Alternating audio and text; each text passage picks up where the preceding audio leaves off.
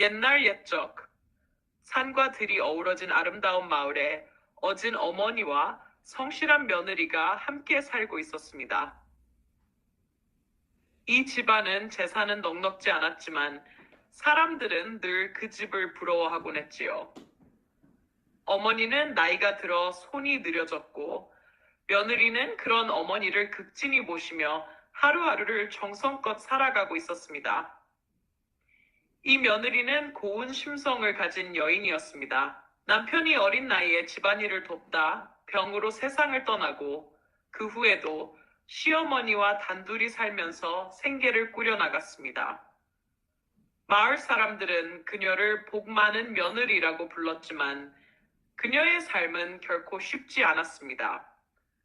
새벽이면 일어나 마당을 쓸고 시어머니의 아침죽을 지어 올리고 겨울이면 찬물로 발을 씻겨드리며 어머님, 따뜻하신가요? 하고 묻는 정성스러운 말씨가 사람들의 마음을 움직이곤 했습니다. 어머니 역시 며느리를 아끼고 사랑했습니다. 젊은 나이에 혼자가 되어 고생만 하며 살아가는 며느리를 보며 늘 마음이 아팠지요. 그래서 마을 장터에 갈 일이 있을 때면 어렵게 모은 닭 한 마리를 팔아 작은 손수건이나 며느리가 좋아하는 풀빵을 사오곤 하셨습니다. 며느리는 그런 어머니의 손에 들린 따뜻한 풀빵을 받으며 울컥해 눈물을 흘리곤 했습니다. 어머님, 저한테 이런 걸 사오시면 저는 마음이 무거워요. 저는 그냥 어머님 곁에 이렇게 있을 수만 있어도 감사합니다. 얘야, 네가 내 곁에 있어주는 게 나한테도 큰 복이란다. 내가 해줄 수 있는 게 이것밖에 없어서 그래. 그래도 받아주렴. 두 사람은 서로를 향한 고마움과 사랑으로 날마다 따뜻한 하루를 이어갔습니다. 그런 어느 해 마을에 큰 가뭄이 들었습니다. 논에는 벼가 자라지 않았고 우물도 바닥을 드러냈습니다. 사람들은 먹을 것을 찾아 떠났고 어느 집은 굶어 죽었다는 소문도 돌았지요. 이 집안도 먹을 것이 점점 떨어져 며칠은 찬물에 쌀뜨물만 마시며 지냈습니다. 하루는 며느리가 아침마다 마시던 뜨끈한 국 한 그릇을 어머니께 드리고 자신은 아무것도 먹지 않았습니다. 어머니는 눈치채고 물었습니다. 얘야, 너는 왜 안 먹었니? 어제부터 넌 국물만 뜨는구나. 저는 배가 고프지 않아요. 어머님 드시고 기운 내셔야 해요. 하지만 어머니는 가만히 일어나 며느리의 그릇을 들여다보시곤 눈물을 흘리셨습니다. 그릇엔 물만 고여 있었지요. 그날 밤 어머니는 조용히 며느리의 손을 잡았습니다. 얘야, 내가 평생을 살면서 이렇게 따뜻한 마음을 가진 사람은 처음 본다. 너는 내 며느리가 아니라 하늘이 내게 내려주신 복덩이다. 나는 더 이상 바랄 게 없다. 며느리는 고개를 숙이며 조용히 울었습니다. 어머니의 손은 여전히 따뜻했고 그 온기가 마음속 깊이 스며들었습니다. 다음 날 며느리는 이웃 산속으로 나무를 하러 갔다가 작은 개울가에서 우연히 바위에 걸려있는 낡은 항아리 하나를 발견하게 되었습니다. 항아리 속을 열어보니 말라붙은 보리쌀과 메죽콩이 한 줌씩 들어있었습니다. 어머님 드릴 수 있겠구나. 그녀는 기쁜 마음에 항아리를 들고 집으로 돌아왔습니다. 이상하게도 그날부터 그 항아리는 매일 아침마다 보리쌀과 콩이 조금씩 차오르는 것이었습니다. 며느리는 깜짝 놀랐지만 그 목을 함부로 쓰지 않고 꼭 필요한 만큼만 덜어 어머니와 나눠 먹었습니다. 며칠이 지나자 어머니가 며느리의 음식을 보며 물었습니다. 요새 쌀이 어디서 나오는 거니? 장터에 가도 없던데.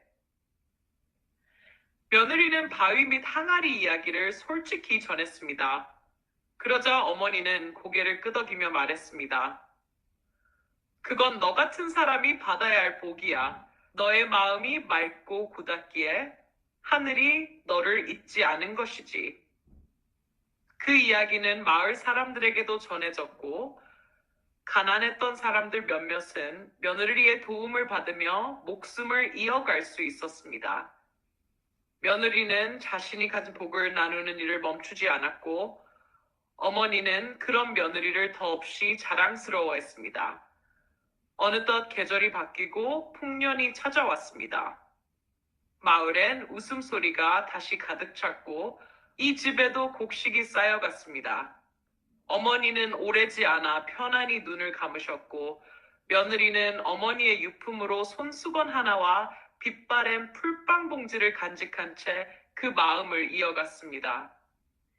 이후로도 며느리는 마을에서 가장 지혜롭고 따뜻한 사람으로 존경을 받으며 살아갔습니다. 사람들은 이따금 그녀에게 물었습니다. 당신은 어떻게 그렇게 훌륭한 삶을 살 수 있었나요? 그러면 그녀는 조용히 미소 지으며 대답하곤 했습니다. 어머님 덕분이에요. 저를 믿어주시고 사랑해주셨던 그 마음이 지금의 저를 있게 했지요. 그렇게 한 여인과 한 어머니의 깊고도 진한 사랑은 마을 사람들의 가슴 속에 오랫동안 전해지며 지금까지도 아름다운 이야기로 남아 있답니다. 아주 오래전 산과 들이 푸르게 이어지는 조용한 마을이 있었습니다. 그 마을은 사계절이 분명하고 사람들의 마음이 참 고왔던 곳이지요. 마을 사람들은 땀 흘려 농사를 지으며 살아가고 서로 도우며 정을 나누며 살았습니다. 그러나 봄이 되면 어김없이 찾아오는 고된 시기가 있었으니 바로 보릿고개였습니다. 보릿고개란 겨울 동안 저장한 양식이 다 떨어지고 보리는 아직 여물지 않은 그 애매한 시기, 사람들의 배는 고프고 땅은 비어있는 때를 말합니다. 아무리 성실히 살아도 그 고개는 쉽게 넘기 어려웠고 그 시기만 되면 마을 곳곳에서 허기진 사람들의 한숨 소리가 바람에 실려 들려왔습니다. 그 마을의 끝자락, 오래된 느티나무 아래 작은 초가집에 살던 한 소녀가 있었습니다. 이름은 순이. 나이는 13살. 해맑은 눈망울을 가진 아이였지만 어린 나이부터 고생이 많았지요. 부모님은 일찍 돌아가시고 순이는 병든 할머니를 모시며 살아가고 있었습니다. 겨울이 지나고 봄이 다가왔을 때 순이네 집도 예외 없이 양식이 다 떨어지고 말았습니다. 남은 것은 마당 구석에 놓인 반쯤 썩은 무두개 그리고 구수한 냄새만 맴도는 빈 항아리 뿐이었지요. 순이는 할머니에게 웃음을 잃지 않으려 애썼습니다. 할머니, 내일은 봄비가 온대요. 비 오면 보리가 더 빨리 자라겠죠? 그럼 곧 맛있는 보리밥 먹을 수 있을 거예요. 할머니는 고개를 끄덕이며 순이의 머리를 쓰다듬었습니다. 그 손길은 따뜻했지만 손등에 뼈마디가 드러난 걸 보면 마음이 아팠지요. 그날 밤 순이는 조용히 부엌 구석에 앉아 물에 물을 씻어 삶았습니다. 짜지도 않고 간도 안 한 맹물 무국. 그래도 그 국 한 그릇으로 할머니와 나누어 먹는 저녁이었습니다. 순이는 자신의 몫을 반으로 나누어 다시 할머니 그릇에 넣었습니다. 배가 고파도 할머니 먼저였지요. 할머니, 저는 배불러요. 낮에 친구들이랑 도토리 먹었어요. 그 말이 거짓말인 걸 할머니는 알고 있었지만 말없이 미소 지었습니다. 그런 순이를 보며 할머니는 속으로 기도했습니다. 이 아이에게 따뜻한 밥 한 그릇만 생기게 해주세요. 다음 날 순이는 새벽에 일어나 마을 아래에 있는 냇가로 갔습니다. 거기서 냇물을 쫓고 산에서 쓴박이며 냉이를 컸습니다. 그런 풀들로 죽을 쑤어 할머니를 모시고자 했지요. 그러던 중 순이는 마을 어귀에 사는 박 할아버지를 만났습니다. 그분은 혼자 사는 노인이셨지만 늘 남을 먼저 챙기시는 분이셨지요. 어이구, 순이 아니냐? 이 추운 새벽에 어딜 가니? 냉이 좀 캐러요. 할머니가 입맛을 잃으셔서요. 박 할아버지는 말없이 자신의 보자기 속에서 주먹만 한 고구마 2개를 꺼내 순이에게 주었습니다. 이거 내가 아끼던 건데 너 할머니 좀 드리거라. 냉이죽 끓일 때 같이 넣으면 좋지. 순이는 2손으로 고구마를 받아들고 눈시울이 붉어졌습니다. 감사해요. 정말 감사합니다. 그렇게 순이는 고구마를 넣어 냉이죽을 끓였습니다. 죽 냄새가 집안 가득 퍼졌고 할머니는 오랜만에 맛있는 냄새에 입꼬리를 올렸습니다. 작은 그릇 하나. 그러나 그 안에는 순이의 정성과 마을 사람들의 따뜻한 마음이 담겨 있었지요. 며칠 뒤 마을 전체가 점점 더 배고파졌습니다. 아이들은 학교에 나와도 기운이 없고 어른들도 밭일보다 굶주림에 지쳐 말이 없었지요. 그런 상황에서 순이는 조용히 혼자 마을을 돌기 시작했습니다. 아이들 몰래 쓰러진 나무 껍질을 긁어 모으고 들판에서 씨앗이 남은 콩깍지를 주었습니다. 무슨 수를 써서든 하루하루를 이어가야 했기 때문이었습니다. 그러던 어느 날 마을의 뒷산 너머에서 한 나그네가 찾아왔습니다. 허름한 옷차림이었지만 눈빛은 맑고 부드러운 청년이었습니다. 그는 마을 어귀에 있는 장승 앞에 앉아 쉬다가 순이를 만나게 되었지요. 이봐, 작은 아가씨. 혹시 이 마을의 우물은 어디에 있나요? 네, 이쪽으로 오세요. 제가 안내해 드릴게요. 순이는 그를 우물가로 데려갔고 그는 물을 마신 뒤 고개를 숙이며 인사했습니다. 고맙소. 난 전국을 떠돌며 씨앗을 나눠주는 사람입니다. 배고픈 곳에 조금이라도 도움이 되려고요. 그 말을 듣고 순이의 눈이 동그랗게 커졌습니다. 씨앗이라면 혹시라도 마을 사람들을 도울 수 있을지도 모른다는 생각이 들었지요. 혹시 보리 씨앗도 가지고 계세요? 물론이요. 묵은 보리지만 잘 심으면 여름 전에 수확할 수 있지요. 그는 배낭에서 몇 줌의 보리씨와 콩, 조씨앗을 꺼내 순이에게 건넸습니다. 마을 어른들과 나눠 심으시오. 봄은 고되지만 여름은 반드시 옵니다. 순이는 울먹이며 씨앗을 받아들고 곧장 마을 회관으로 달려갔습니다. 처음엔 사람들은 망설였지만 순이의 간절한 말에 하나둘 모여들어 씨앗을 나눴고 모두가 다시 손에 뱅이를 쥐고 밭으로 나가기 시작했습니다. 그날 이후 마을에는 다시 활기가 돌기 시작했습니다. 할머니들도 어린아이들도 밭에서 함께 땅을 고르고 씨를 뿌리며 서로에게 희망의 말을 건넸습니다. 올해는 보리밥 배불리 먹겠구먼. 그래, 이 고개만 넘자. 보릿고개도 결국 지나가게 되어 있지. 그리고 드디어 여름이 다가오고 보리가 누렇게 익기 시작했습니다. 처음 낫을 들고 보리를 벤 사람은 바로 순이었습니다.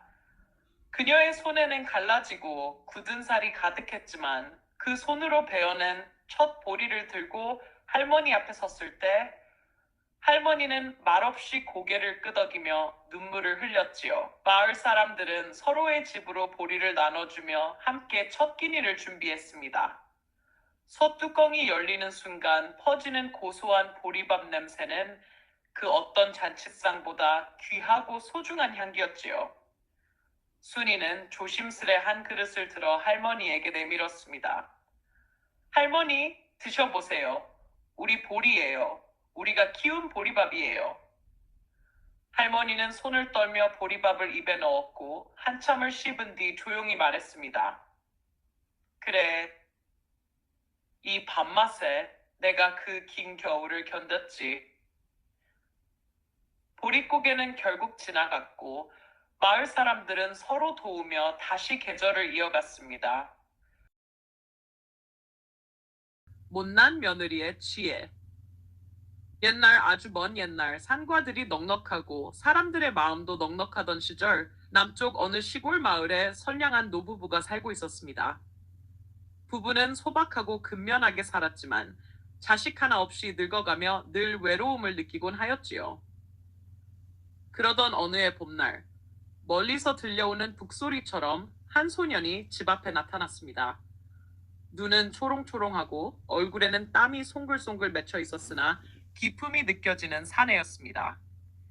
그는 자신이 고아가 되었고 품팔아 먹고 살 길 찾아 이 마을까지 흘러들어왔다고 하였습니다. 노부부는 그 소년을 자식처럼 받아들여 먹이고 입히며 키웠고 소년은 부모님을 정성껏 모시며 농사일도 열심히 거들었습니다. 그렇게 세월이 흘러 소년은 듬직한 청년이 되었고 노부부는 어느덧 손자, 손녀 소리를 꿈꾸게 되었지요. 얘야, 이제 너도 장가를 가야지 않겠니? 어머니는 어느 날 따뜻한 미소로 말했습니다. 청년은 부끄럽게 웃으며 고개를 끄덕였고 곧 마을 여기저기 혼처를 알아보게 되었답니다. 그리하여 어느 마을에서 혼례를 치르고 며느리가 집으로 들어왔습니다.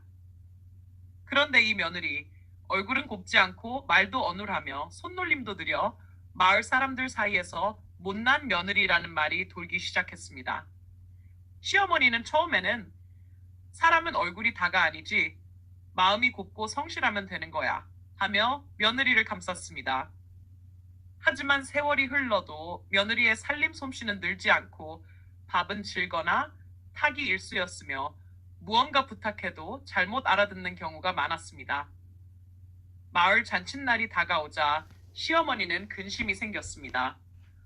이런 솜씨로 어찌 큰 상 하나 차리겠느냐.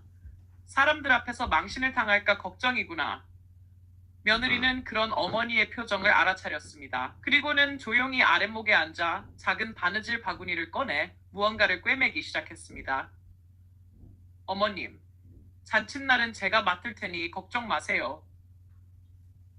말은 그렇게 했지만 시어머니는 도무지 믿을 수가 없었습니다. 잔칫날 아침이 되자마자 마을 사람들이 하나둘 모여들었고 어머니는 초조한 마음으로 부엌 쪽을 바라보았습니다. 그런데 이게 웬일입니까? 커다란 솥에서는 고기가 보글보글 맛있게 끓고 상 위에는 가지런하게 담긴 나물들과 노릇노릇한 전, 그리고 가지런히 썰린 과일까지 차려져 있었습니다. 심지어 그릇 하나하나에 꽃잎을 띄워 보는 이의 눈과 마음을 모두 사로잡았지요. 사람들은 놀랐습니다. 아니, 저 못난 며느리가 이런 음식을 다 했단 말이오? 시어머니는 믿을 수 없다는 듯 부엌으로 달려가 며느리를 보았습니다. 며느리는 땀을 뻘뻘 흘리며 정성스럽게 마지막 장을 담그고 있었습니다. 그리고는 공손히 말했습니다. 어머님, 제가 평소엔 많이 부족했지요. 하지만 저는 매일 밤 어머님께 배운 대로 연습하고 또 연습했습니다. 잔칫날을 망칠 수는 없으니까요. 시어머니는 그제야 며느리의 손등에 굳은 살이 박혀 있는 것을 보고 그동안의 마음고생과 노력들을 깨달았습니다. 마음이 뭉클해진 어머니는 며느리의 손을 꼭 잡으며 말했습니다. 얘야, 내가 너를 너무 얕보았구나. 못난 며느리가 아니라 속 깊고 지혜로운 며느리였구나. 그날 이후 마을 사람들 사이에서는 못난 며느리 대신 속 깊은 며느리라는 말이 돌기 시작했고 며느리는 시부모와 남편의 사랑을 받으며 평생을 평화롭고 아름답게 살아갔습니다. 이렇듯 사람은 겉모습이나 첫인상으로 다 판단할 수 없는 법입니다. 비록 느리고 서툴더라도 마음을 다해 정성을 들인 사람의 진심은 언젠가는 반드시 드러나게 마련이지요. 못난 며느리라 불렸던 이 여인의 삶은 인내와 노력, 그리고 겸손의 미덕이 얼마나 값진 것인가를 우리에게 조용히 일러주는 이야기입니다. 옛날 옛적 깊은 산골짜기와 넓은 들판이 맞닿은 마을에 한 총각이 살고 있었습니다. 부모님은 일찍 여의었고 형제도 친지도 없이 혼자 살아가던 총각은 매일같이 해가 뜨기 전이면 일어나 밭을 일구고 해가 저물 때까지 부지런히 일하며 하루를 보내곤 했지요. 총각은 근면하고 마음씨도 곱고 이웃들에게 인사도 잘하는 이였습니다. 하지만 아무리 착한 사람이라 해도 매일 혼자 밥을 먹고 말 한마디 나눌 이 없이 지내다 보면 사람이라는 존재는 어느새 마음 한켠이 허해지고 외로움이 스며들게 마련이지요. 그날도 총각은 땀에 절은 옷을 벗으며 방 안에 앉아 나무 밥상에 밥을 차렸습니다. 삶은 고구마와 된장국 그리고 김치 한 접시. 그는 조용히 밥을 씹다가 작게 한숨을 쉬었습니다. 이따금은 누군가 내게 따뜻한 찌개 하나 끓여주면 좋겠구먼. 그렇게 며칠이 흘렀을까요?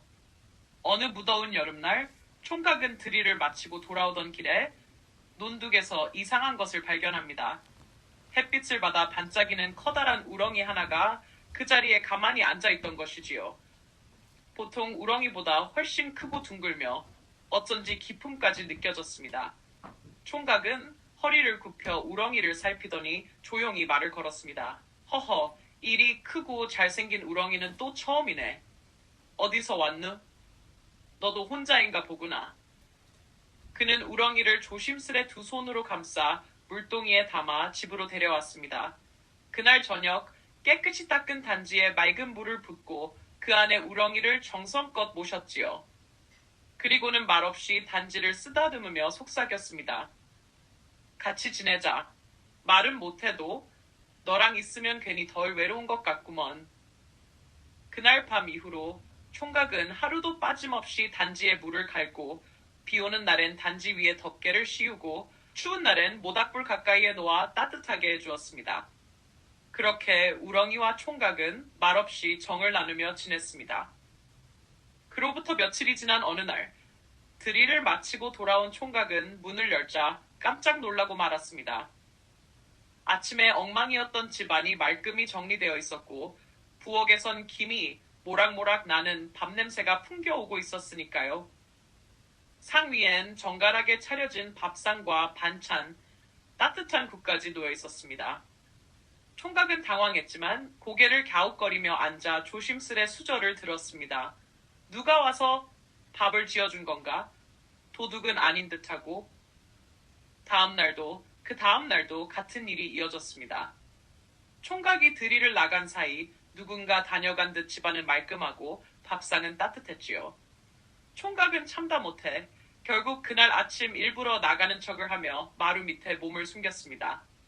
시간이 조금 지나자 방 안에서 희미한 연기가 피어오르더니 단지 속에서 뽀얀 연기와 함께 아름다운 여인이 모습을 드러냈습니다. 그 여인은 자줏빛 저고리와 고운 치마를 입고 있었으며 긴 머리를 단정히 따자 늘어뜨린 모습은 마치 달에서 내려온 선녀처럼 청아하였습니다. 그녀는 조심스레 부엌으로 가더니 장작불을 피우고 솥에 쌀을 안치고 반찬을 준비하기 시작했습니다. 총각은 가슴이 두근거려 숨소리조차 삼켰지만 더는 참을 수 없었습니다. 조심스럽게 방으로 들어가 고개를 숙이며 말을 건넸습니다. 실례합니다. 혹시 이 집에 계신 건가요? 여인은 놀라지 않고 조용히 고개를 들었습니다. 눈빛엔 맑은 미소가 담겨 있었고 목소리는 바람처럼 부드러웠습니다.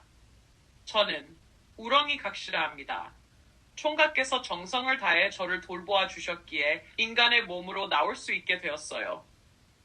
총각은 눈을 깜빡이며 믿기지 않는 듯 그녀를 바라보다가 곧 조용히 무릎을 꿇고 고개를 숙였습니다. 감히 상상도 못한 인연입니다.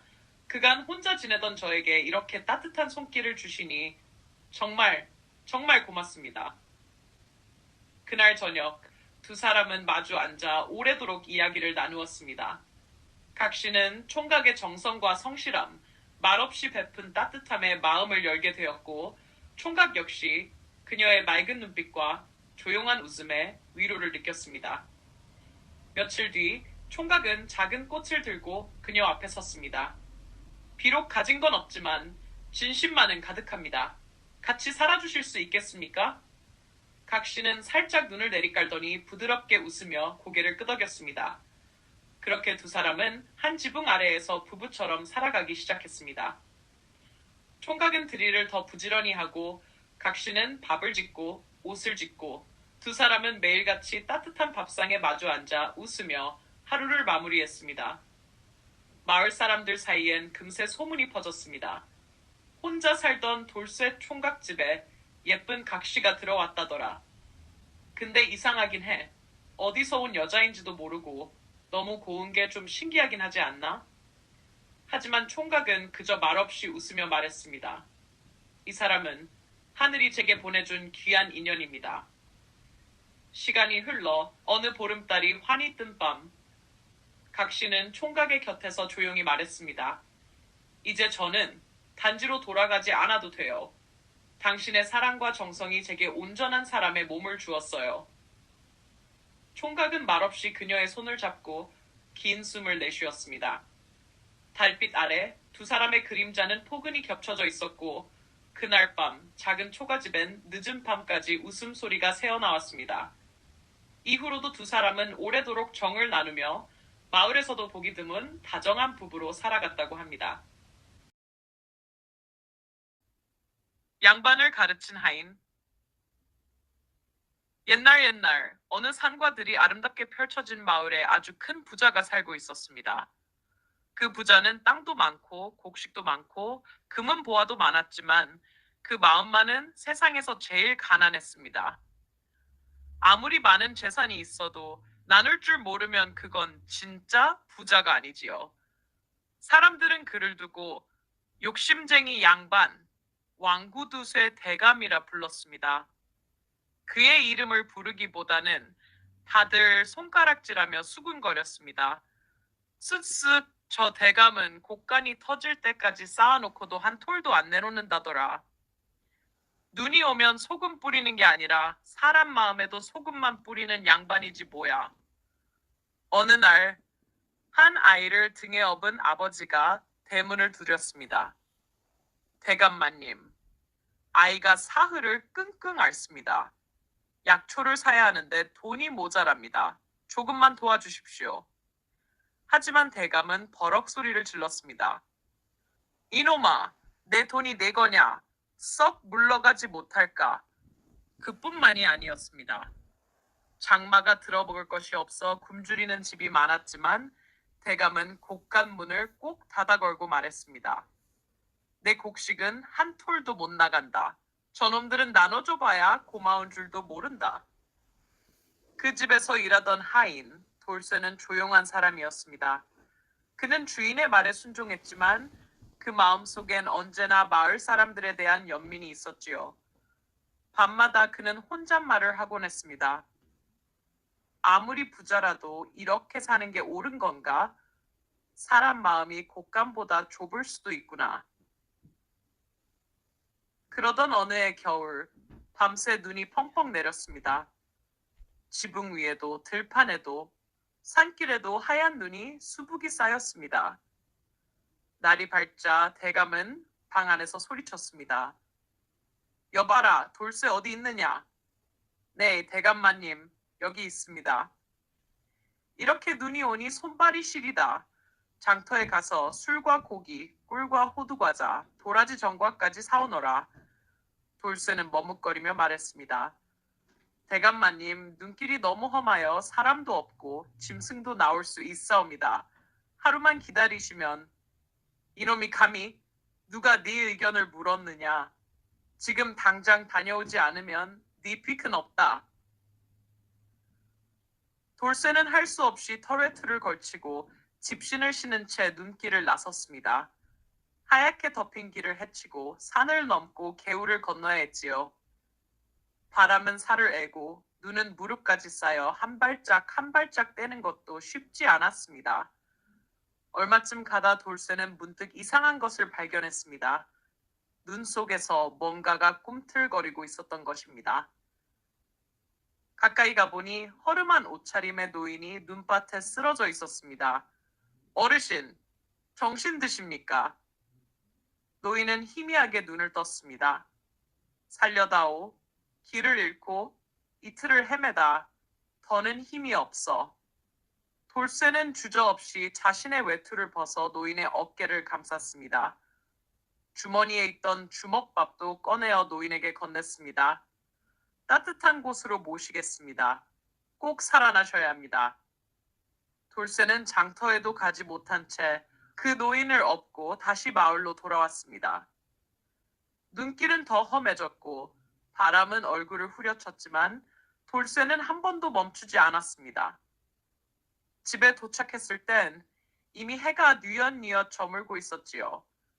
그는 노인을 방 안에 눕히고 아궁이에 불을 지피고 따뜻한 물을 끓였습니다. 그리고 찬 손으로 미음을 끓여 노인 입에 한 숟갈씩 떠넣었습니다. 그 모습을 본 양반은 분노에 찬 목소리로 돌쇠를 불렀습니다. 이놈! 내가 술과 고기를 사오라 했거늘 이게 무슨 짓이냐? 돌쇠는 고개를 숙인 채 조용히 말했습니다. 대감마님, 산중에서 쓰러진 어르신을 두고 술과 고기를 먼저 살 수는 없었습니다. 내 돈으로 산 술이다. 내 돈으로 살 고기였다. 그 늙은이 하나 살자고 내 식사가 끊긴 거냐? 그 순간 노인이 천천히 몸을 일으켰습니다. 허허, 사람의 마음이 보이는구먼. 욕심은 많지만 따뜻함은 적은 양반이로다. 느시오, 그대는? 나는 이름도 없고 성도 없는 떠도는 이라네. 다만 사람 속을 보는 눈 하나는 있지. 돌쇠는 말했습니다. 진정한 부자는 가진 것을 나눌 줄 아는 사람이라 들었습니다. 저는 가진 게 없지만 마음만은 나누고 싶었습니다. 양반은 처음엔 화를 참지 못했지만 이내 말을 잇지 못하고 고개를 떨구었습니다. 그의 손은 떨렸고 이마에선 땀이 흐르기 시작했습니다. 그날 밤 양반은 혼자 아궁이에 불을 지폈습니다. 그리고 조심스럽게 노인에게 직접 국을 끓여 대접했습니다. 다음 날이 되자 양반은 자신의 곳간을 열었습니다. 눈이 쌓여 배고프던 마을 사람들에게 쌀을 퍼주고 아이들에게는 따뜻한 옷을 나눠주었습니다. 그리고 마을 회관에 방 하나를 내어 공부방을 만들어 아이들이 글을 배우게 했지요. 마을 사람들은 모두 놀랐습니다. 어머나, 저 양반이 곳간을 열다니. 무슨 바람이 분 게야?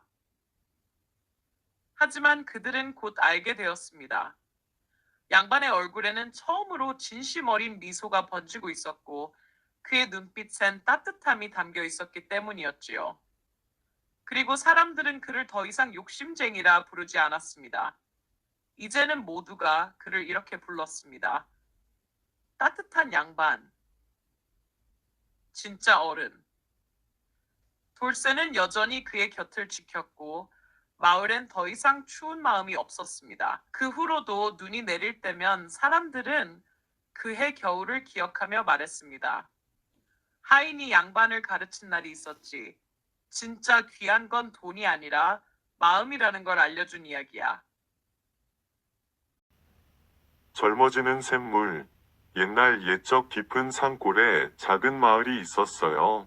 그 마을은 산으로 둘러싸여 있어 외부 사람들의 발길이 드문 곳이었죠. 마을 사람들은 평화롭고 소박한 삶을 살았지만 한 가지 걱정거리가 있었어요. 바로 마을 어르신들이 점점 연로해지면서 농사일을 돕기 어려워졌다는 것이었죠. 그 마을 어귀에는 아주 깊은 숲이 있었어요. 그 숲에는 아무도 들어가려 하지 않았어요. 왜냐하면 오래전부터 전해 내려오는 전설 때문이었죠. 그 숲 어딘가에 옹달샘이 있는데 그 샘물을 마시면 젊어진다는 이야기가 있었어요. 하지만 그 샘을 찾으러 간 사람들은 누구도 돌아오지 못했어요. 그래서 사람들은 두려움에 쉽게 그 숲으로 발을 들이지 않았죠. 그러던 어느 날, 마을에서 가장 나이가 많은 할아버지가 병으로 쓰러졌어요. 마을 사람들은 할아버지를 위해 약초를 구하고 정성껏 돌봤지만 할아버지의 기력은 날이 갈수록 약해졌어요. 이를 안타깝게 여긴 마을 청년 승재는 전설 속 옹달샘을 찾아보기로 결심했어요. 어르신들께서 다시 건강해질 수 있다면 어떤 위험이 있더라도 다녀오겠습니다. 마을 사람들은 승재를 말렸지만 그의 의지는 단단했어요. 그는 지팡이 하나와 낡은 가죽 물병을 챙기고 깊은 숲속으로 들어갔어요. 숲은 생각보다 험난했어요. 길을 잃게 하는 안개, 울창한 나무들, 날카로운 가시덤불이 승재의 앞을 가로막았어요. 하지만 승재는 포기하지 않았어요. 하루, 이틀, 사흘, 며칠이 지나도록 샘을 찾지 못했어요. 그때 어디선가 작은 새 한 마리가 날아와 그의 앞을 맴돌았어요. 혹시 넌 옹달샘이 어디 있는지 아니? 승재가 조심스럽게 묻자 새는 지적이며 앞장섰어요. 승재는 새를 따라가 보기로 했어요. 한참을 걷자 나무 사이로 희미한 빛이 새어나왔어요. 가까이 다가가 보니 그곳에는 수정처럼 맑은 물이 흐르는 작은 샘이 있었어요. 드디어 찾았어. 승재는 기쁜 마음에 손을 뻗어 물을 한 모금 떠 마셨어요. 순간 몸이 가볍게 느껴지더니 기운이 샘솟는 듯했어요. 그는 얼른 가죽 물병에 샘물을 가득 담고 마을로 돌아가기로 했어요. 하지만 그때 숲속 어딘가에서 낮고 거친 목소리가 들려왔어요. 누가 내 샘물을 마셨느냐? 승재는 깜짝 놀라 주위를 둘러보았어요. 그런데 그곳에는 아무도 없었어요. 하지만 다시 한번 목소리가 들려왔어요. 이 샘물은 아무나 마실 수 없는 물이다. 너는 이 물을 가져가려는 것이냐? 승재는 겁이 났지만 용기를 내어 대답했어요. 마을에 연로하신 어르신들이 많습니다. 이 물을 가져가 그분들을 돕고 싶어요.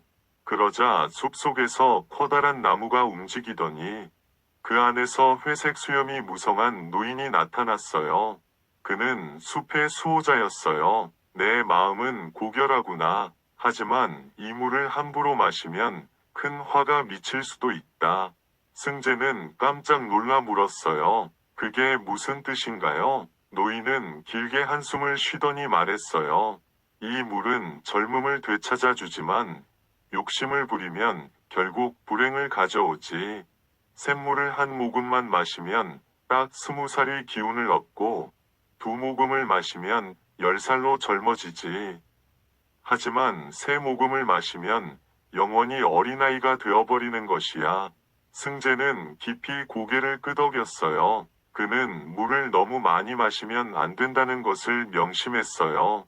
그리고 정중하게 인사를 한 뒤 서둘러 마을로 돌아왔어요. 마을에 도착한 승재는 가장 먼저 병든 할아버지에게 샘물을 한 모금 드렸어요. 놀랍게도 할아버지의 얼굴에는 생기가 돌았고 몸이 가벼워지며 기운을 차리셨어요. 마을 사람들은 기적이라며 환호했어요. 그러나 이 소문이 퍼지자 몇몇 마을 사람들은 욕심을 부리기 시작했어요. 젊음을 되찾고 싶어 한 번이 아니라 2번, 3번씩 물을 마시는 이들도 있었어요.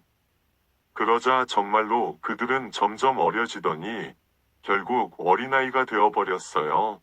마을은 혼란에 빠졌어요. 어른들이 아이로 변해버리니 일을 할 사람이 부족해졌어요.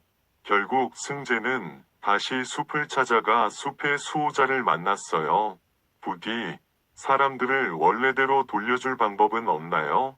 수호자는 안타까운 얼굴로 대답했어요. 시간이 지나면 아이들은 다시 자라겠지만 다시는 샘물을 마실 수 없을 것이다. 이 물은 신중하게 사용해야 하는 것이니라. 승재는 깨달았어요. 욕심 없이 필요한 만큼만 사용하는 것이 중요하다는 것을요. 마을 사람들도 잘못을 반성했고 다시는 샘물을 마시지 않기로 했어요. 그리고 그날 이후로 그 숲의 옹달샘은 다시 모습을 감추었어요. 오직 진정으로 필요한 사람만이 그 샘을 찾을 수 있게 된 것이었어요. 마을은 다시 평화를 되찾았고 사람들은 나이를 먹는 것이 자연스러운 일임을 받아들이게 되었어요.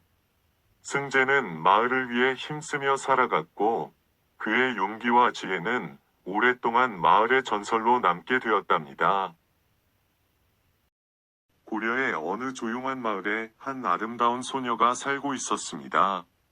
그녀의 이름은 숙향이라 하였는데 어릴 때부터 총명하고 효성이 지극하였으며 마음씨까지 고왔습니다. 숙향의 아버지는 지방의 수령으로서 엄격하고 강직한 인품을 지닌 분이었지만 딸을 매우 사랑하여 그녀가 좋은 가문과 인연을 맺기를 바랐습니다. 그러나 숙향의 운명은 평범한 것이 아니었습니다. 그녀는 태어날 때부터 하늘의 기운을 타고난 듯 신비로운 꿈을 자주 꾸었고 어린 시절부터 늘 가슴 깊이 알 수 없는 그리움을 품고 있었습니다. 숙향이 15살이 되었을 때 어느 날 밤 이상한 꿈을 꾸었습니다. 꿈속에서 한 젊은 선비가 그녀를 향해 환하게 웃고 있었습니다. 그는 비단 옷을 입고 있었으며 깊고 맑은 눈을 가진 아름다운 청년이었습니다. 그는 숙향에게 다정한 목소리로 말했습니다. 숙향아, 나는 내 운명의 사람이다. 우리는 전생에 이미 맺어진 인연이니 반드시 다시 만나게 될 것이니라. 꿈에서 깨어난 숙향은 가슴이 두근거렸습니다. 도대체 저 청년은 누구일까? 왜 내 마음속에서 떠나질 않는 것일까? 그때부터 숙향은 늘 창밖을 바라보며 기다렸습니다. 과연 그와 같은 사람을 현실에서 만날 수 있을까? 부모님께 꿈 이야기를 하면 헛된 망상이라며 웃어넘겼지만 그녀는 믿었습니다. 반드시 그 사람을 만나게 될 것이라고. 그로부터 몇 달 후, 숙향이 꽃이 만발한 정원에서 책을 읽고 있을 때였습니다. 한낮의 따스한 햇살 아래 한 청년이 길을 지나가다가 문 앞에서 멈춰 섰습니다. 그는 학문을 닫기 위해 이곳저곳을 떠돌아다니는 선비처럼 보였고 곧고 단정한 얼굴에 온화한 미소를 띠고 있었습니다. 숙향의 마음은 순간 멈춘 듯 두근거렸습니다. 놀랍게도 그는 그녀가 꿈에서 본 그 선비와 똑같이 생긴 사람이었습니다. 그 청년의 이름은 김진사라고 하였고 과거 시험을 준비하던 학자였습니다. 그는 숙향의 아버지를 찾아와 서책을 빌리려 했는데 우연히 숙향과 마주쳤습니다. 숙향과 김진사의 눈이 마주쳤을 때 두 사람은 한순간에 서로를 알아보았습니다. 마치 오래전부터 알았던 사이처럼 서로에게 깊은 친숙함을 느꼈습니다. 두 사람은 운명처럼 가까워졌습니다. 숙향은 김진사의 학문을 존경하였고 김진사는 숙향의 아름다운 마음씨에 감탄하였습니다. 두 사람은 서로를 사랑하게 되었고 밤이 깊으면 서신을 주고받으며 서로의 마음을 전했습니다. 하지만 숙향의 아버지는 엄격한 사람이었습니다. 김진사는 가난한 학자였고 그의 집안은 높은 벼슬을 지닌 집안이 아니었기에 아버지는 그를 사위로 받아들이려 하지 않았습니다. 네가 누구인지는 알겠으나 우리 가문은 명문 집안이다. 너처럼 신분이 낮은 자는 우리 숙향과 인연을 맺을 수 없다. 그 말에 김진사는 절망하였고 숙향은 눈물을 흘렸습니다. 그러나 두 사람의 사랑은 깊어질 대로 깊어져 있었기에 이별은 불가능했습니다. 김진사는 결국 과거 시험을 보러 떠나야 했습니다. 떠나기 전 그는 숙향에게 조용히 속삭였습니다. 나는 반드시 성공하여 돌아올 것이다.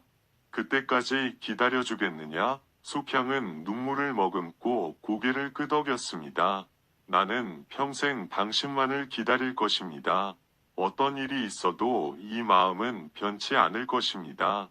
그렇게 두 사람은 슬픈 이별을 했습니다. 김진사는 먼 길을 떠났고 숙향은 매일 하늘을 바라보며 그의 무사귀환을 기도했습니다. 그러나 운명은 가혹했습니다. 숙향의 아버지는 그녀를 강제로 다른 남자와 혼인시키려 하였고 그녀는 밤마다 눈물로 시간을 보냈습니다. 숙향은 부모님의 뜻을 거스를 수 없어 스스로 머리를 깎고 절로 들어가겠다고 선언하였습니다. 저는 김진사님이 돌아오실 때까지 기다릴 것입니다. 그분이 돌아오시지 않는다면 저는 이 생을 다해 그리워하며 살 것입니다. 부모님은 그녀의 단호한 태도에 결국 혼인을 강요하지 못하셨고, 수평은 기다림의 시간을 견뎌야 했습니다. 몇 년이 지나고 어느 날 마을에는 커다란 소식이 전해졌습니다. 과거 시험에서 장원이 나온 사람이 있었는데 그의 이름이 바로 김진사였다는 것이었습니다. 수평은 그 소식을 듣고 눈물을 흘렸습니다. 그는 돌아올 것이라고 했고 정말로 돌아왔습니다. 김진사는 이제 더 이상 가난한 학자가 아니었습니다. 그는 왕에게 인정받아 높은 벼슬을 얻게 되었고 당당히 숙향을 찾아왔습니다. 그의 성공 앞에서 숙향의 아버지는 더 이상 반대하지 못하였습니다. 결국 두 사람은 마침내 결혼을 하게 되었고 온 마을 사람들의 축복 속에서 아름다운 부부가 되었습니다. 숙향과 김진사는 서로를 깊이 사랑하며 평생을 함께 행복하게 살았습니다. 두 사람의 이야기는 오랫동안 사람들에게 전해졌고 숙향의 한결같은 사랑과 기다림은 후세에까지 감동을 주었습니다. 진정한 사랑은 시련 속에서도 변하지 않는 것이라네. 그대가 나를 기다려 주었기에 우리는 마침내 다시 만날 수 있었어. 김진사는 숙향을 바라보며 미소 지었고 숙향은 조용히 그의 손을 맞잡았습니다. 이렇게 하여 하늘이 정해준 인연은 결국 다시 이어졌고 두 사람은 마치 운명처럼 영원한 사랑을 이루었습니다. 옹달샘 천이여.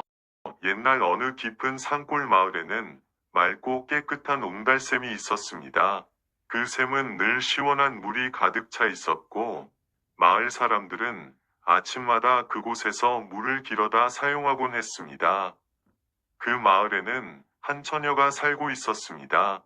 이름은 소혜였지요. 소혜는 어질고 다정한 성품을 지녔으며 얼굴도 곱고 단정하여 마을 사람들에게 사랑받는 처녀였습니다. 그녀는 홀어머니를 모시고 살며 매일 아침이면 옹달샘에 나가 물을 길어오곤 했습니다. 그런데 어느 날 소혜가 평소처럼 옹달샘에 나가 물을 깃고 있을 때였습니다. 갑자기 숲길에서 한 사내가 다가오는 것이 보였습니다. 그는 단정한 도포를 입고 있었으며 기품 있는 모습으로 마치 양반집 자제처럼 보였습니다. 그는 바로 한양에서 온 정승댁의 아들 이현이었습니다. 이현은 학문을 닫고 과거 시험을 준비하는 선비로 잠시 이곳 외가에서 머물고 있던 중이었습니다. 소혜는 그를 힐끗 바라보았지만 곧 다시 자신의 물동이에 물을 깃는 데 집중하였습니다. 그러나 이현은 우연히 그녀의 모습에 시선을 빼앗기고 말았습니다. 그녀는 햇살 아래 빛나는 검은 머리칼을 길게 따내리고 있었으며 맑은 눈동자로 샘물을 들여다보고 있었습니다. 이현은 조심스럽게 다가가 말을 건넸습니다. 아가씨, 이 샘의 물이 그렇게도 맑은가요? 소혜는 깜짝 놀라며 고개를 들었습니다. 네, 선비님, 이 옹달샘은 예로부터 마을 사람들에게 귀한 물이 되어주고 있답니다. 아주 시원하고 깨끗한 물이지요. 이현은 미소를 지으며 대답했습니다. 그렇다면 저도 한 모금 마셔볼 수 있겠습니까? 소혜는 부끄러운 듯 고개를 끄덕이며 조심스럽게 바가지에 물을 떠서 건넸습니다. 이현은 물을 한 모금 마신 뒤 감탄하며 말했습니다. 정말 시원하고 맛이 좋군요. 아가씨께서 매일 이 물을 길어 가신다면 이 물처럼 맑은 마음을 지닌 분이실 듯합니다. 소혜는 얼굴이 붉어졌지만 공손하게 고개를 숙였습니다. 그날 이후 이현은 자꾸만 옹달샘으로 발길을 돌리게 되었습니다. 그리고 소혜 역시 매일 아침 그곳에서 이현을 만나는 것이 기다려졌습니다. 두 사람은 샘가에서 조용히 이야기를 나누며 점점 가까워졌고 서로를 향한 마음이 커져갔습니다. 그러나 이현은 고민에 빠졌습니다. 그는 정승댁의 아들로서 한양에서 학문을 연마하고 과거에 급제해야 할 몸이었고 소혜는 신분이 다른 평범한 처녀였습니다. 내가 감히 이 마음을 품어도 될까? 이현은 깊이 고민하다가 결국 마음을 굳혔습니다. 그는 소혜를 찾아가 정중하게 말했습니다. 소혜 아가씨, 저는 한양에서 온 정승댁의 자식입니다. 본래 과거를 준비하는 선비이지만 아가씨를 만난 후 제 마음은 오로지 아가씨를 향하고 있습니다. 부디 제 진심을 받아주시겠습니까? 소혜는 깜짝 놀랐습니다. 그녀 역시 이현을 마음에 두고 있었지만 신분 차이가 너무 커 감히 꿈도 꾸지 못했던 일이었습니다. 선비님, 저는 그저 보잘것없는 처녀일 뿐입니다. 어찌 감히 선비님과 같은 분을 사모할 수 있겠습니까? 이현은 단호하게 말했습니다. 신분은 중요하지 않습니다. 제 마음이 중요할 뿐입니다. 아가씨와 함께라면 어떤 어려움도 이겨낼 수 있습니다. 그러나 그들의 사랑은 쉽지 않았습니다. 이현의 부모님께서 이 사실을 알게 되자 크게 노하시며 반대하셨습니다. 네가 어찌 천한 처녀를 아내로 삼겠다는 것이냐? 당장 그 인연을 끊거라. 이현은 부모님께 간절히 설득했습니다. 부디 이 소자를 용서하시고 제 진심을 받아들여 주십시오. 저는 권세나 재물이 아닌 진정한 사랑을 원할 뿐입니다. 그러나 부모님은 완강하셨고 이현을 당장 한양으로 불러들이셨습니다. 이별을 맞이한 소혜는 슬픔에 잠겨 매일 웅달샘을 찾아가 눈물을 흘렸습니다. 선비님, 다시 만날 수 있을까요? 그렇게 시간이 흘러 이현은 과거 시험을 보러 한양으로 떠나게 되었습니다. 그리고 마침내 장원급제의 영예를 안았습니다. 그의 뛰어난 학문과 품성이 조정에서도 크게 인정받았고 왕께서 직접 벼슬을 내리셨습니다. 이현은 벼슬을 받은 후 가장 먼저 부모님을 찾아가 다시 간청하였습니다. 이제 저는 조정에서도 인정을 받았습니다. 소혜 아가씨는 비록 신분은 낮지만 어질고 마음씨가 고운 분이십니다. 부디 허락해 주십시오. 마침내 부모님께서도 아들의 진심을 깨닫고 허락하시게 되었습니다. 그리하여 이현은 다시 마을로 돌아와 웅달샘을 찾았습니다. 그리고 그곳에서 여전히 물을 깃고 있던 소혜를 발견하였습니다. 소혜 아가씨, 이제 다시는 헤어지지 않을 것입니다. 소혜는 깜짝 놀라 눈물을 흘렸습니다. 선비님, 정말 저를 데려가 주시는 건가요? 이현은 다정하게 고개를 끄덕이며 손을 내밀었습니다. 예, 이제 우리는 함께할 것입니다. 그리하여 두 사람은 혼례를 올리고 행복한 부부가 되었습니다. 소혜는 한양으로 올라가 이현과 함께하며 정승댁의 며느리가 되었고 그들의 사랑은 오랫동안 사람들에게 아름다운 이야기로 전해졌다고 합니다. 그리고 그들이 처음 만났던 웅달샘은 언제까지나 맑고 깨끗한 물이 가득하여 마을 사람들에게 사랑받는 곳으로 남았다고 합니다. 정자나무 아래 맺어진 인연. 옛날 옛적 어느 한적한 마을에 학문을 깊이 연구하는 선비가 살고 있었습니다. 그는 늘 학문에만 몰두하여 세상 일에 무관심했지만 마음씨는 너그럽고 인품이 고다 마을 사람들에게 존경받는 인물이었습니다. 이 마을 한가운데에는 오랜 세월을 견뎌온 거대한 정자나무가 있었습니다. 마을 사람들은 여름이면 그 아래에서 더위를 피하고 가을이면 단풍을 감상하며 이야기를 나누곤 했습니다. 선비 또한 책을 들고 나와 이 나무 아래에서 글을 읽고 사색을 즐기곤 했습니다. 어느 날 선비는 정자나무 아래에서 책을 읽고 있었습니다. 가을바람이 살랑이며 노란 잎이 하나둘 떨어질 무렵 어디선가 맑고 고운 목소리가 들려왔습니다. 선비님, 무슨 책을 그리도 열심히 읽고 계신가요? 선비는 고개를 들어 바라보았습니다. 눈앞에는 한 처녀가 서 있었습니다. 그녀는 옷을 곱게 차려입고 있었으며 가을 햇살을 머금은 듯한 따뜻한 미소를 짓고 있었습니다. 선비는 조심스레 책을 덮으며 정중히 인사했습니다. 학문이 부족하여 글을 익히고 있던 중이오. 그런데 처녀께서는 어찌하여 이곳에 오셨소? 처녀는 부드럽게 미소 지으며 대답했습니다. 이 나무는 저희 어머니께서 생전에 좋아하시던 곳입니다. 어머니께서는 이곳에 앉아 있으면 마음이 편안해진다고 하셨지요. 그래서 저는 가끔 이곳을 찾아 어머니를 떠올리며 시간을 보내곤 합니다. 선비는 처녀의 효심에 감탄하며 말했습니다. 고운 마음을 지니셨군요. 그러고 보니 이 정자나무에는 많은 사람들의 추억이 서려 있는 듯합니다. 처녀는 선비의 말에 고개를 끄덕이며 대답했습니다. 그렇지요. 아마 선비님께서도 이 나무 아래에서 많은 생각을 하셨을 듯합니다. 그날 이후 선비와 처녀는 정자나무 아래에서 자주 만나 이야기를 나누었습니다.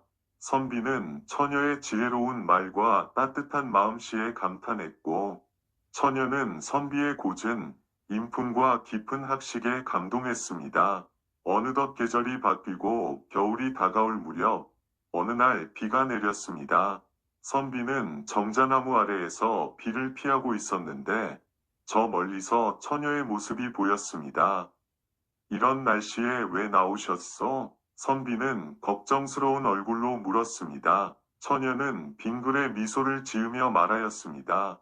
선비님이 이곳에 계실 줄 알았습니다. 혹시라도 비를 맞으실까 염려되어 우비를 가져왔지요. 선비는 그 정성에 마음이 따뜻해졌습니다. 고맙소. 이런 배려를 받으니 몸뿐만 아니라 마음까지 따뜻해지는 듯하오.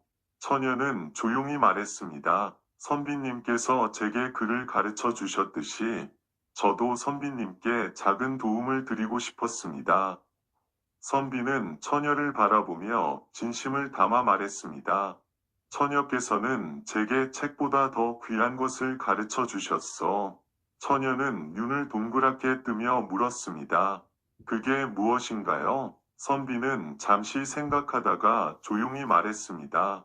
사람의 정의요. 그 말에 처녀의 얼굴이 붉어졌고 두 사람은 비 내리는 정자나무 아래에서 한참을 바라보며 미소 지었습니다. 하지만 두 사람의 인연은 순탄치 않았습니다. 선비의 집안에서는 그를 일찍이 혼인시키려 하였고 처녀 또한 집안 사정으로 인해 다른 곳으로 떠나야 했습니다. 떠나는 날 처녀는 마지막으로 정자나무를 찾아왔습니다. 선비도 그 사실을 알고 있었습니다. 이렇게 떠나야만 하오? 선비의 목소리에는 애틋함이 배어 있었습니다.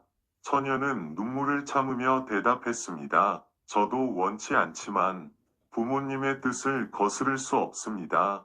선비는 안타까운 마음을 억누르며 정자나무를 바라보았습니다. 이 나무는 우리가 함께한 시간을 기억하고 있을 것이오. 혹여 우리가 다시 만나게 된다면 그때도 이곳에서 서로를 기다릴 것이오. 처녀는 그 말을 가슴에 새기며 떠나갔습니다. 세월이 흐르고 선비는 과거에 급제하여 높은 벼슬에 올랐습니다. 하지만 그의 마음 한편에는 늘 정자나무 아래에서의 기억이 남아 있었습니다. 그러던 어느 날 마을로 돌아온 선비는 정자나무 아래에서 낯익은 여인을 발견했습니다. 바로 그 처녀였습니다. 두 사람은 서로를 바라보며 눈물을 흘렸습니다.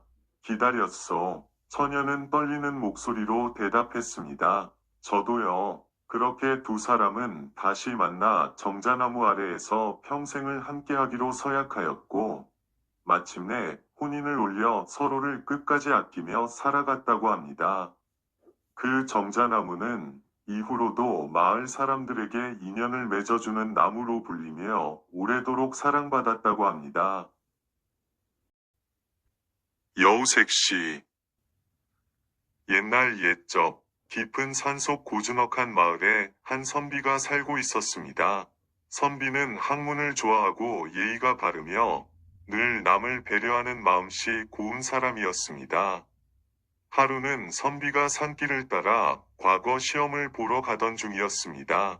해가 저물 무렵 어두운 숲속에서 어디선가 흐느끼는 소리가 들려왔습니다.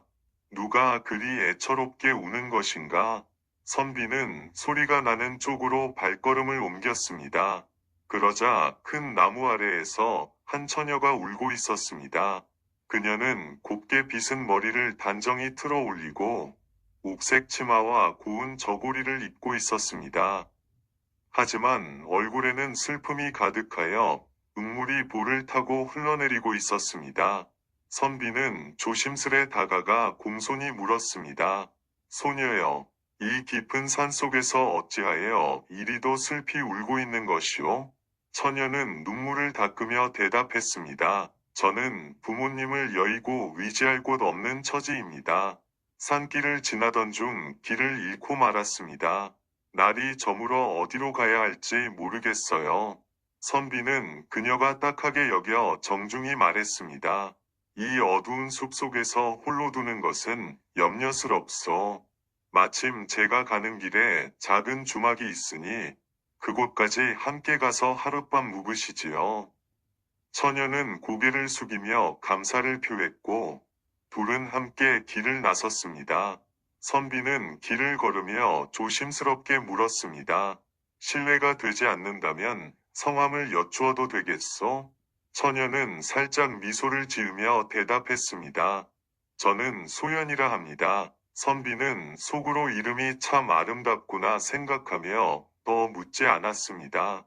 얼마 지나지 않아 작은 주막이 보였고 두 사람은 그곳에서 하룻밤을 묵기로 했습니다. 그러나 밤이 깊어지자 선비는 이상한 느낌을 받았습니다. 바람이 한 점 없는 방 안에서 어딘가 낯선 기운이 감돌았습니다. 그때 문틈으로 희미한 달빛이 비추었고 선비는 무심코 처녀를 바라보았습니다. 그런데 처녀의 그림자가 사람의 것이 아니었습니다. 긴 꼬리 하나가 살짝 흔들리는 것이었습니다. 아, 이 처녀가 혹시 여우가 변신한 것은 아닌가? 선비는 속으로 생각했지만 내색하지 않고 태연하게 말했습니다. 저자, 밤이 깊었으니 편히 쉬도록 하시오. 처녀는 부드럽게 미소 지으며 말했습니다. 선비님도 편히 쉬세요. 그날 밤, 선비는 한숨도 자지 못하고 고민했습니다. 만일 저 처녀가 정말 여우라면 나를 해치려는 것은 아닐까? 하지만 한편으로는 처녀가 자신에게 아무런 해를 끼치지 않았다는 점도 생각났습니다. 다음 날 아침, 처녀는 조용히 선비에게 말했습니다. 선비님, 저는 사실 산속에 사는 여우입니다. 하지만 사람의 모습으로 살아가고 싶었습니다. 어젯밤 선비님께서 저를 알아채신 듯하여 걱정했으나 끝까지 잘 대해 주셨습니다. 저는 더 이상 숨기지 않으려 합니다. 선비는 놀랐지만 차분히 말했습니다. 당신이 비록 여우라 할지라도 해를 끼치지 않는다면 두려워할 이유가 없지요. 다만 사람이 되고 싶다면 사람답게 살아야 할 것이요. 처녀는 감동하여 눈물을 글썽이며 말했습니다. 선비님처럼 마음이 곱고 어진 사람을 만나니 저도 바른 삶을 살고 싶어졌습니다. 이제부터는 속임수 없이 선비님을 돕고자 합니다. 그날 이후 처녀는 선비를 따라가며 공부를 도왔고 선비가 과거에 급제하여 벼슬길에 오르도록 힘을 보탰습니다. 시간이 흐르면서 두 사람은 서로를 아끼고 존중하며 진정한 정을 나누게 되었습니다. 그러던 어느 날, 처녀는 선비에게 말했습니다. 이제 저는 여우로서의 삶을 내려놓고 싶습니다. 하지만 제게 남은 꼬리가 사람으로 변하는 마지막 시험입니다. 만약 제가 완전히 사람이 되지 못하면 산으로 돌아가야 합니다. 선비는 그녀의 손을 꼭 잡으며 말했습니다. 당신은 이미 누구보다 인간다운 마음을 가졌소. 꼭 사람이 될 것이오. 처녀는 마지막으로 깊이 기도하며 선비와 함께 사람으로서 살아가기를 바랐습니다.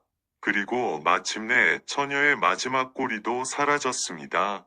그 후 두 사람은 부부가 되어 서로를 존중하며 오래도록 행복하게 살았다고 합니다.